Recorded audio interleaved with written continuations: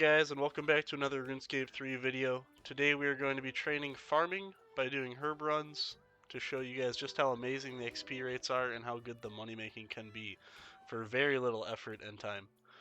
There are a few notable unlocks that you should all be shooting to get to make this method even better, such as the Mystical Sand Seed, Wilderness Sword 3, Ectophile, Explorer's Ring 4.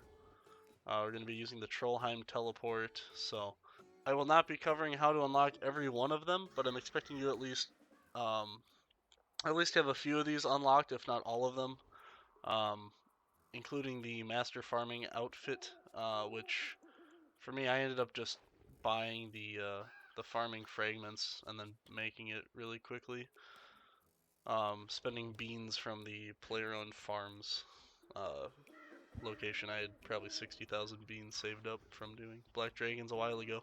So I spent a bunch of beans to get the Master Farming outfit, and this gives you direct teleports, which is nice, but also XP buffs, chances to get more herbs while you're gathering. Um, but I'm sure there are many ways I'm not thinking of that can make this method even better, boosts and such. I will be using the Juju Farming Potion along with the legendary Green Fingers Aura. I also have the perk on my max cape, so I have the provides a chance to instantly harvest all resources from a crop from the heavy 99 farming. Now I don't have 110 farming yet, so I do not have the final crux favor. I don't know if, yeah, multi-seeding tier 4. I don't have that yet. I just have the tier 3, so I'm using 7 seeds per farm patch. So alright, so to begin, these are the different herb patches that are accessible. I'll throw these up on screen now. The only ones that are kind of difficult to get to, the Priffindus one, if you don't have this unlocked, I mean, that's hours and hours of questing, so you'll probably have to skip out on that one for now, but I recommend you sink some time into the quests to get access to Priff, because it opens up the door for so many other high-level training methods, and money-making methods. Um, and then if you don't have the Wilderness Sword from the Wilderness Task sets, you won't have the direct teleport to the farming patch, and so running to level 36 Wilderness, I think it is. It is kind of close to one of the teleporting nodes, so you could teleport close by and run to get there, but your XP rates and GP per hour from doing herb runs is going to drop significantly without a lot of these fast teleports. I mean, the cabbage port teleport, the ectophile, super quick to get to those herb spots. So, but anyways, let's get into this. Let me show you exactly how I do a herb run. So, I just start from the max guild just because I have the max cape. If you're starting from the Priff Lodestone, it's probably about just as far. So, I just search down, go through here. The herb patch over here is pretty close.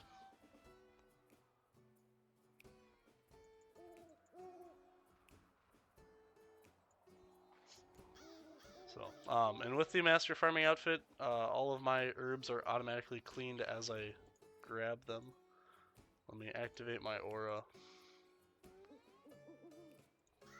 Drink the Juju Farming Potion. Make sure my Grace of the Elves is toggled off so I'm not banking them. And then that's awesome. On the first one, I got the the perk from the Master Farming Cape, so basically immediately I was able to harvest every single thing from it. So I'll plant 7 seeds, guaranteed 12 herbs. You can exchange the magic sectors. Definitely want to have this. This gives you a 10% boost to getting herbs while gathering. But I have the guy automatically. The tool leprechaun automatically uses super compost on your patch. So you can toggle that and pay them to super compost or ultra compost or just regular compost your herb patches. I don't think Ultra Compost is worth it, so I don't pay for that. But otherwise, I do the Prif one, and then we'll teleport to Trollheim. We just climb down the cliffside here. We kind of have to run way over there. You can kind of see it in the background. So you'll click further down there, and your guy will just run around. It's pretty AFK, despite having to run this far. We'll climb down this other cliffside here.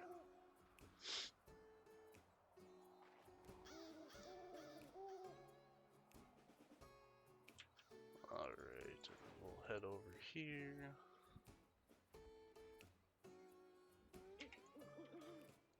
Into the cave.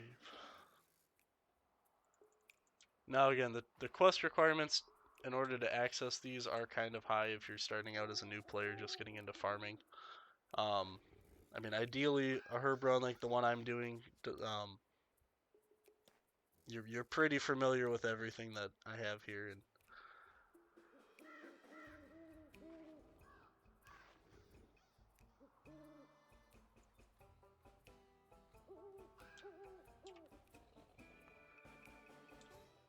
so we're hoping to get that farming cape proc just like that. Perfect. It'll automatically put super compost on there for me. So we do that. And then from here, I teleport to Catherby. Go to the third farming patch. This one is right next to the lodestone, which is super convenient. I can click it from here, just northwest. And you could also do flowers in the allotments. I just do herbs. I'm not super crazy. I do player-owned farms in order to get the bulk of my experience from Elder Dragons. So with my bonus experience, I get about 2 million farming XP just from that every week. When you fill up on herbs, you can just right-click the tool leprechaun and note the produce, and go back. So ideally, I just get the farming cape perk to automatically collect it all, but I think it's a 10% chance to trigger, so it doesn't happen every time. Sometimes you get it every time, which is nice, but just speeds up your the process here. So go ahead, another 7 seeds, and then we'll teleport. Now I think I always teleport to the Arty lodestone, but I think I can just do the Manor Farm. Oh, see, I don't have the Arty cloak, so even me, I need to do some more of these achievements to get the cloaks.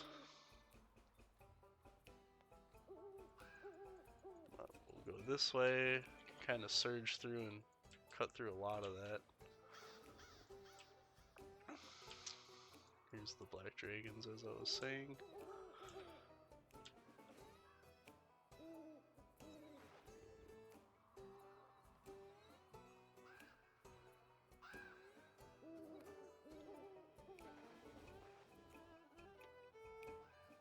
Now what's nice is we are getting between the potion and the aura, I'm getting a lot of extra herbs. And typically I would get up near 300 herbs per farm run, which is close to 2 mil GP. I take my dwarf weed herbs and I do herb lore with them, as I'm going for 200 mil right now, so I kind of just have them help me out, save some money while I'm doing that. And then from here, either Cabbageport or Ectophile will get us to the... I'm not sure if this is Falador or Lumbridge technically for this herb patch, but just south of the Falador castle there. And this one, if you have the Falador shield, you get bonus extra experience specifically from this herb patch, so definitely a good idea to just have that on.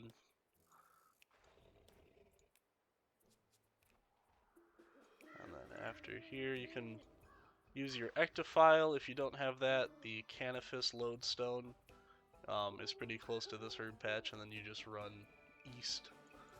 But we'll use Ectophile, and then we'll just surge west, and it's just on the other side here of this.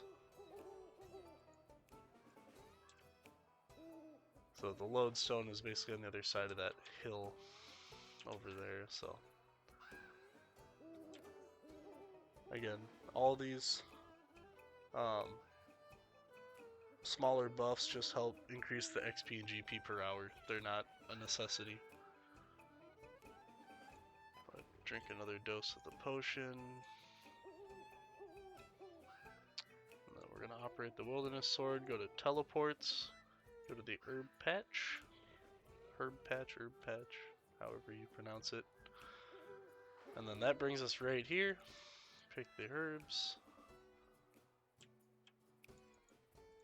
No noxious components, unfortunate. So here's that teleport just to the south west there. So if you don't have the sword teleport to get you directly here, you can teleport to the regular lodestone to the wilderness, and then make sure PvP is turned off, and then you're able to teleport to this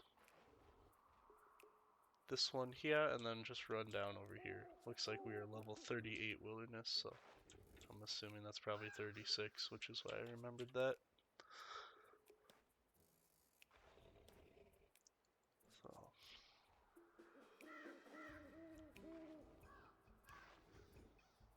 can be slow going, but plant some more. And then now we'll use the mystical sand seed to wrap it up. Just left click that. This is the one that you can use unlimited amounts of times. Oh shoot, I thought that I had planted here. Well, this will normally be your last one.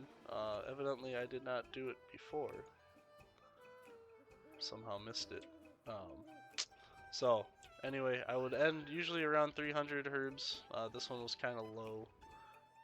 If you don't have the mystical sand seed, if you pickpocket these crux Ikel knights, which I'm not in my thieving gear, but you can get up to 100% pickpocket chance on these guys, and they drop a lot of those. So if you just do this for probably 10 minutes, I'm sure you'll get a couple of them. You only need the one. And then if you talk to Sidix, which he has a horrible hitbox to click on him, you have to like go up into the fire here and shop. For the herb runs you're doing, you're collecting these favor points, and this is where you can buy the plant power 1, 2, 3, and 4 is locked at until you get to 110 farming. So I'm one level away from that one.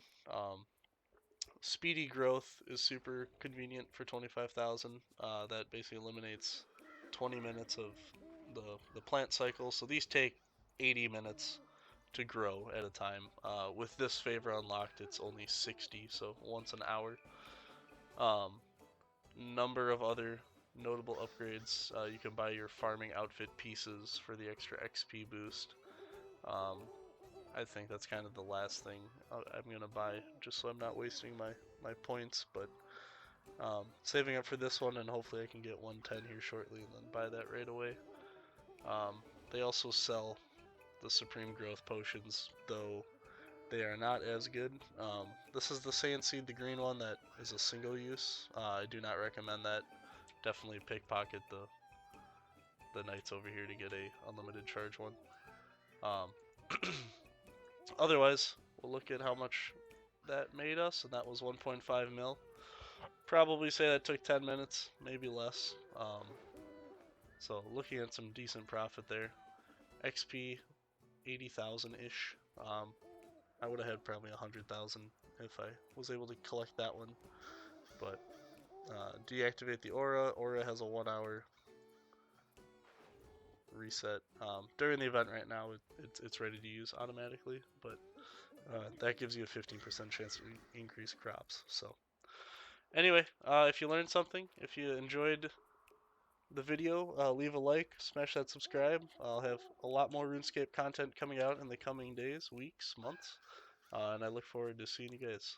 So peace. See you in the next one.